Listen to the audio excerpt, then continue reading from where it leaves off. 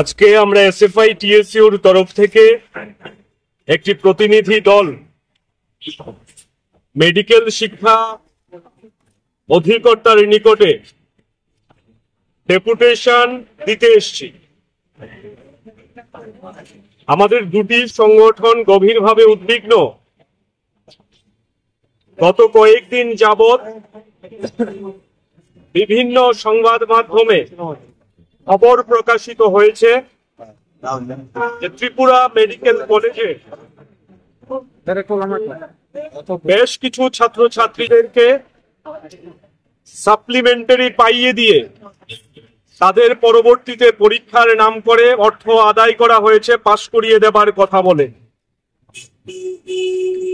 সোমা চৌধুরী নামে জৈনিকা শিক্ষিকা, যিনি ফিজিওলজি ডিপার্টমেন্টের প্রফেসর কাম এইচওডি, ওনার নেতৃত্বে ছাত্রছাত্রীদের কাছ থেকে প্রায় কোটি টাকা আদায় করা হয়েছে বলে সংবাদ মাধ্যমে ইতিমধ্যেই খবর প্রকাশিত হয়েছে। কিন্তু আমরা লক্ষ্য করছি মেডিকেল শিক্ষা অধিকর্তার দপ্তর কিংবা আমাদের রাজ্যের যিনি স্বাস্থ্যমন্ত্রীর দায়িত্বে আছেন, রাজ্যের মুখ্যমন্ত্রী যিনি এই মেডিকেল কলেজে ইতিপূর্বে অধ্যাপনার কাজে নিযুক্ত ছিলেন, উনি একেবারেই নিশ্চুপ এবং এই ঘটনাকে ধামাচাপা দেওয়ার জন্য দপ্তরের তরফে বিভিন্নভাবে চেষ্টা করা হয়েছে, কিন্তু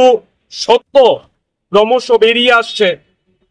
আমরা আমাদের সংগঠনের তরফ থেকে দাবি করব, এই যে অভিযোগ উঠে এসছে, এই অভিযোগে যিনি অভিযুক্ত তাকে যেমন তদন্তের আওতায় আনতে হবে, তার সাথে সাথে টিএমসির আভ্যন্তরীণ ক্ষেত্রে নানা ধরনের দুর্নীতির অভিযোগ আছে। এই ক্ষেত্রে হাইকোর্টের একজন অবসরপ্রাপ্ত বিচারপতিকে দিয়ে উচ্চ পর্যায়ের কমিটি গঠন করে তদন্ত করতে হবে এবং সামগ্রিকভাবে যেটা ছাত্রছাত্রীদের জন্য সবথেকে বেশি চিন্তার বিষয়, অবৈধভাবে অর্থ রোজগার করার জন্য সাপ্লিমেন্টারি পাইয়ে পরবর্তী সময়ে অর্থ আদায় করে পাশ করিয়ে দেবার যে প্রক্রিয়া, যার সঙ্গে ত্রিপুরা বিশ্ববিদ্যালয় জড়িত বলেও শোনা যাচ্ছে, সামগ্রিকভাবে এতে ত্রিপুরা রাজ্যের মেধাবী ছাত্রছাত্রীদের ডাক্তারি পড়াশোনার যে সুযোগ, এটাতে